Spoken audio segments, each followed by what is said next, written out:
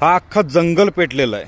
हा जो अख्खा धूर दिसतोय ना, हे काही हिवाळ्यातलं सकाळचं धुकं नाही आहे, हे अख्खं पेटवलेलं जंगल आहे। आम्ही आताच कोकणातून आलेलो आहे आणि कोकणातून येताना हा ताम्हिणी घाट आहे।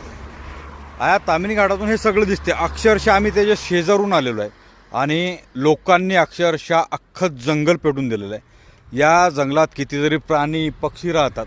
म्हणजे अक्षरशः तुम्ही या साईडला जरी बघितलं तर या साईडला ही जे दिसत आहेत ना, त्या रेलिंगवर बसलेली ही सगळी माकडं वगैरे आहेत, काय त्या साईडला पण आहेत।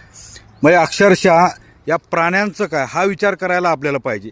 ही जंगल आपण आपल्या भल्यासाठी पेटून देतो किंवा काही लोक आपल्या स्वार्थापायी, काही नालायकपणापायी ही पेटून देतात, पण यात असंख्य पशु पक्षी हे जळतात, मरतात, अनेक झाडं जळतात, मरतात आणि हे म्हणजे वनवे पेटवल्यामुळं असंख्य नुकसान आपल्या पृथ्वीचं, आपल्या या जंगलांचं होतं। त्यामुळे कृपया करून असले नालायकपणा कुणीच करू नका, सगळ्यांना विनंती करेल।